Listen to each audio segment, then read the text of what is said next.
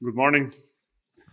So as you can see, Belgrade is still corona-free and springtime has arrived. Thank you for coming to Belgrade. I would like to welcome you in the name of the Serbian business community. And my role today is to give you a little bit of overview what's going on in the Serbian economy, in the regional economy, as you will learn through the future 15 minutes presentations. First, after the big crisis from 2008 to 2010, we were in a kind of low recession phase, and what is very important, the outcome of that was that we were facing the 25% of the unemployment rate, which was really huge blow towards our economy. But what I can tell you now, according to all data that we are basically aware of. I made an earthquake. Sorry, I have slides here, and here I don't have it on the wall, if somebody is following me. What happened at the end of the 2019 is basically that the fourth quarter, our economy grew 6.1%. GDP growth was 6.1%, and it was the largest GDP growth that we really encountered in the last 10 years. And that proved that basically the projection of the World Bank and the IMF to 2019 was actually 3.5, and they review it now, and it's actually 4%. And we are glad that we have 2 years in a row, really, GDP growth of 4.4 and 4% respectively. What are the projections for the 2020 and 21 is that actually we're gonna grow on the same rate. Very important things happened at the end of the 2019. Basically, a lot of infrastructural projects, energy infrastructural projects, road infrastructural projects were finished, and those investments boosted the economy, construction industry, and metal and electric industry were the drivers for this growth. What is also very much important for us as the country that seeks a lot of investment, and it has been attracting more than 50% of all foreign direct investments in the region, basically ended up in Serbia, and that was also recognized. And now we see that we are basically one level under the investment level that we believe that we're going to receive during this year. So now we have a BB plus positive outlook. And I believe that the new investment cycle, especially the investment cycle into the railroad infrastructure that is expected during this year, will additionally boost the rise of economy. Nevertheless, we have to face the external risks. First, trade protectionism, trade wars, and everything that's going on in the last few years, especially respectively what's going on between US and China, and how the European Union is positioning themselves in that war. It's always a risk towards the economy like Serbia, because we are in the process of accession to the European Union, but we are not still part of the European Union. That gives us specific advantages and disadvantages at the same time, but we'll talk about a little bit more. And nevertheless, slower accession to the European Union and the local political risks are always threats to this kind of optimistic projection that I showed you. Concerning the foreign trade, you see that we have a constant rise of the foreign trade. Overall, it's 8.4% growth in the 2009. Import growth a little bit faster than the export in the last year, and overall deficit is on the rise. One of the main reasons for this deficit is basically the investment into the new equipment and the new factories that we're investing in Serbia, which is a positive sign as we see it in the long term, especially concerning the technological level of our companies and the new innovative products that are introduced to our market. What is also very important to say, we have a huge trade deficit concerning the services, trade of services, And main part of those trade of services is basically ICT industry. That overall export of the ICT industry amounted to 1.5 billion euros in the last year.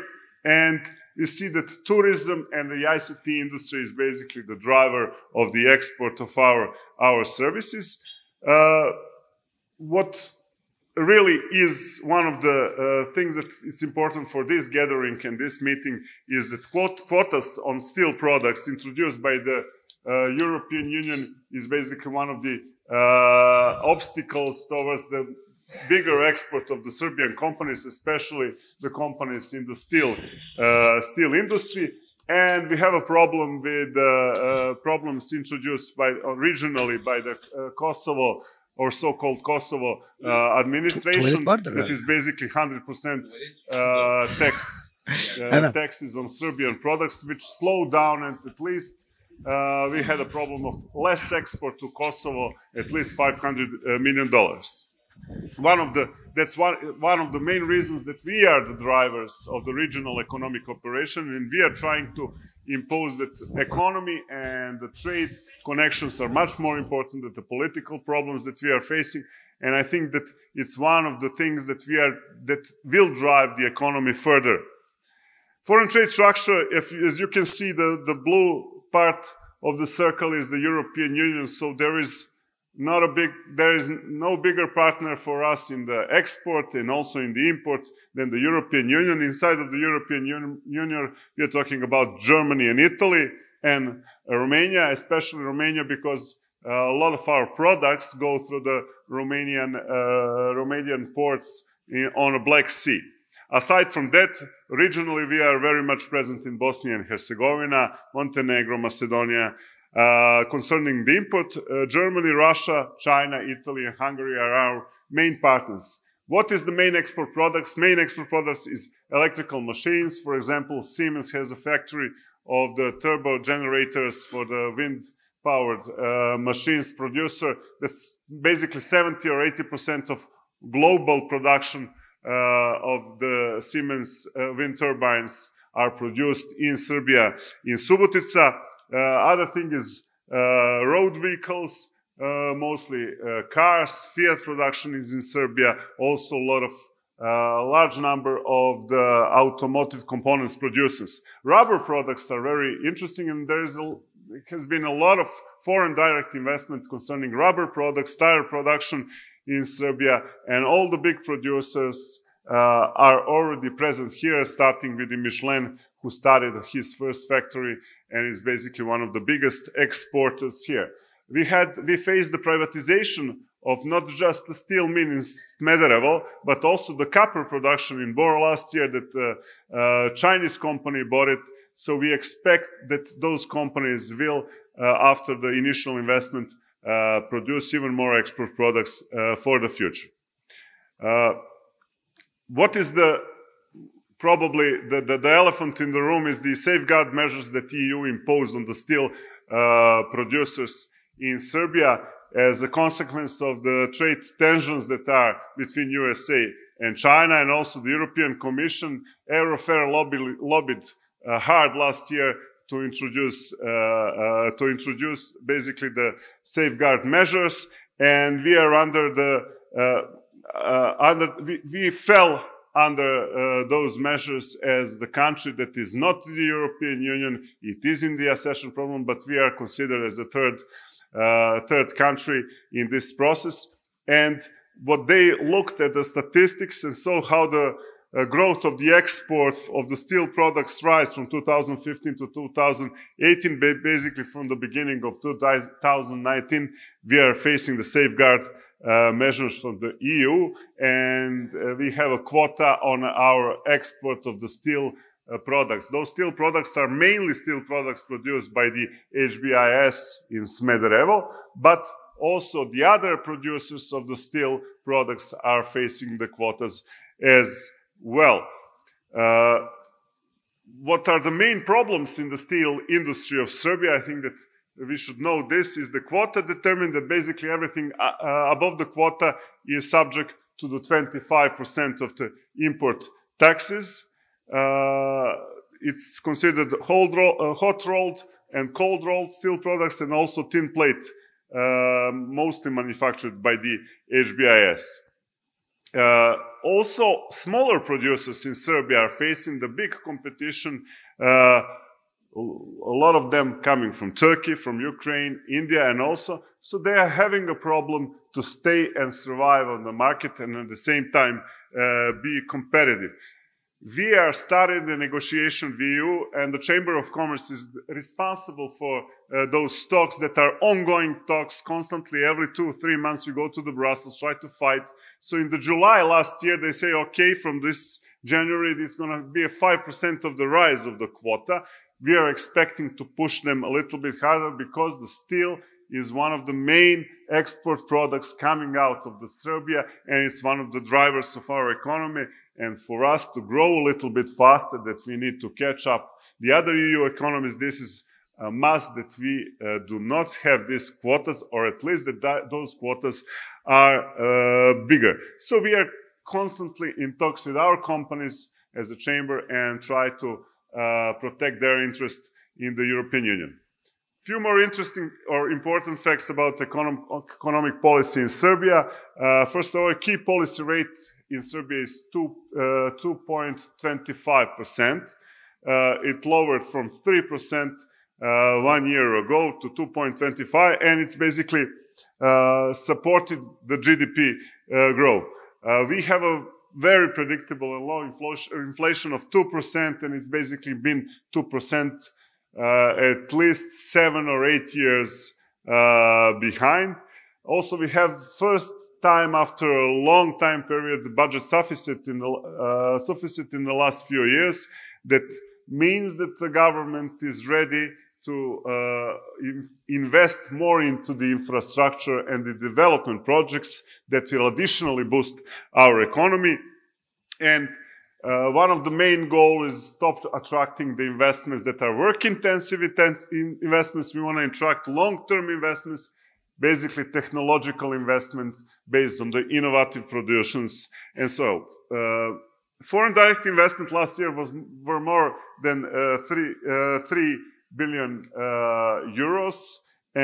We still don't have an exact figure, but definitely it's rising compared to the last year. And this year we're going to have a new industrial policy, new smart specialization should be also adopted.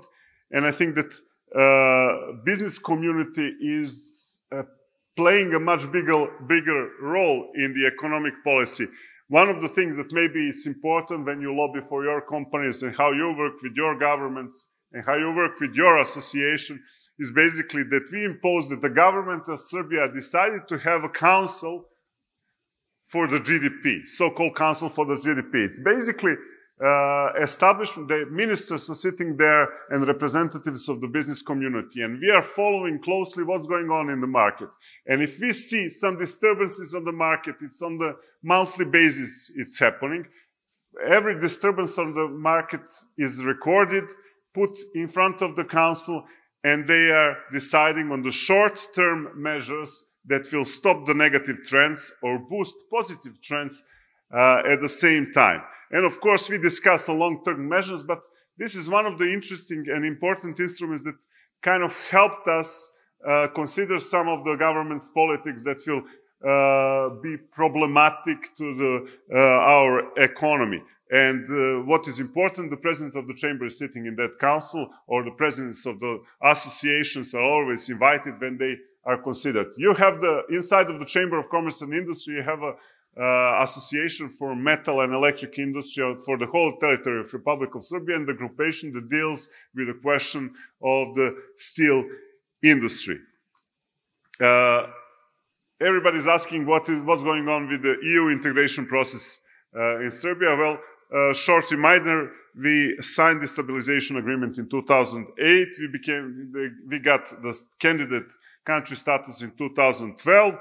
Chapters start opening from 2017. Out of the 35 chapters, we opened up 18 chapters, and expectations, I will quote this, are to become a EU member until 2025.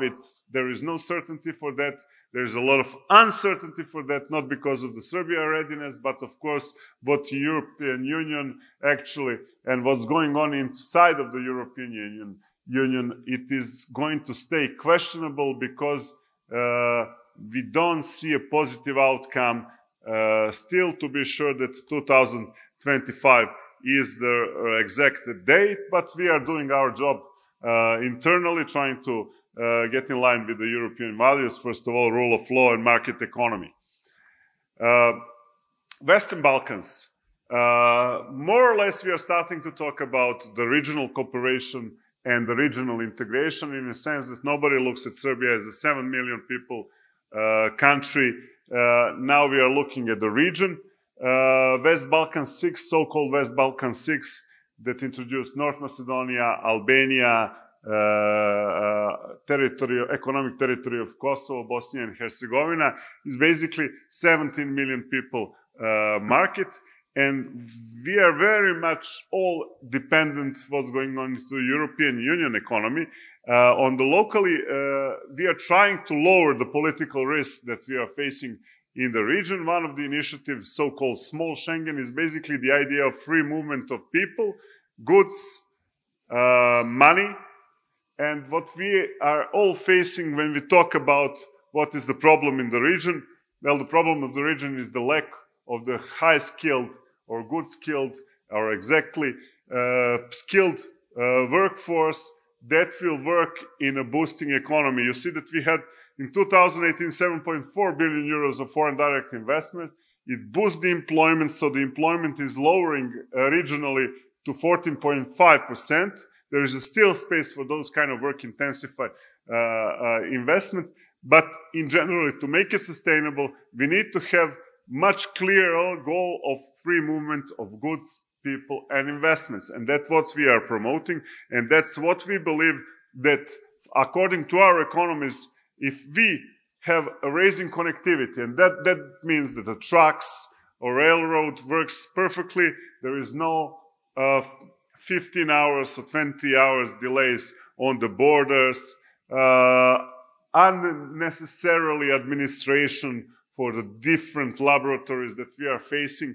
It will boost basically economy at least from 0.5 to 0.7%, and that is what we are expecting to make us a little bit more investment ready and also integrated in the world trade, because we are basically trading among ourselves and with the European Union. Of course, it's highly slow process because of the lot of political risk that we are still facing.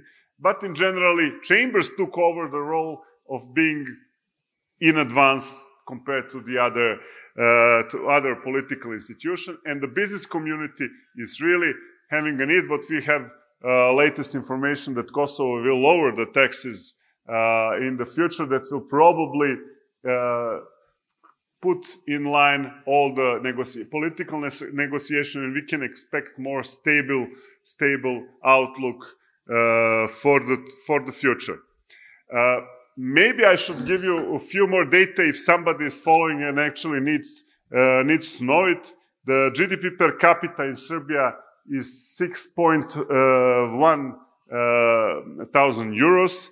The construction industry is in the account of the GDP is 4.5%, and it had the rise of 28% respectively from 2018 to 2019. So it's one of the fastest rising industries in Serbia. It's the construction industry, amounts to 21% of our GDP, and agri sector is somewhere a little bit under the 7%. Public debt of Serbia is 52% of our GDP. It's every year comes lower, and what are the most important things that we had in 2014? The NPLs in the banks are amounting to 25%. Now we have this good moment, it's 4.6. So basically all the companies that are taking credits for their investments are servicing their their obligations towards the bonds, most of them, 95%, which is much better situation on the market, and it's much more predictable. You have to be aware when we are talking about Serbia. Our Belgrade University in Belgrade here is one of the universities in top 500 list of the Shanghai lists. So we produce somewhere around 50,000 annually, 50,000 university graduates, and somewhere about 75,000 high school graduates a year. The demographic situation is getting a little bit better this year, but every year we lose somewhere around 30,000 people concerning because of the negative natural of born people counted and the people who died. And unfortunately, there is a still strong economic immigration that is going out of the Serbia, which amounts that we are annually getting somewhere around 4 billion euros from our diaspora, which also basically balances our trade deficit, which is kind of from one side very bad, from one side it's very good for our economy. It's still a fight trying to make this market more attractive, especially for the high-tech and innovative entrepreneurs that are trying to establish a lot of startups. There is a strong startup community in Belgrade. A lot of companies are part of the global market. You have in Serbia basically multinationals present on a large scale and also into the IT sector from Microsoft to NCR. And there are a lot of Serbian startups that are basically gaining attention, especially in the gaming industry, gambling industry, because it's all powered by the IT. I hope I painted you a little bit of picture of what's going on. I thought I was not too boring with the numbers, but I would like to also welcome you to Belgrade.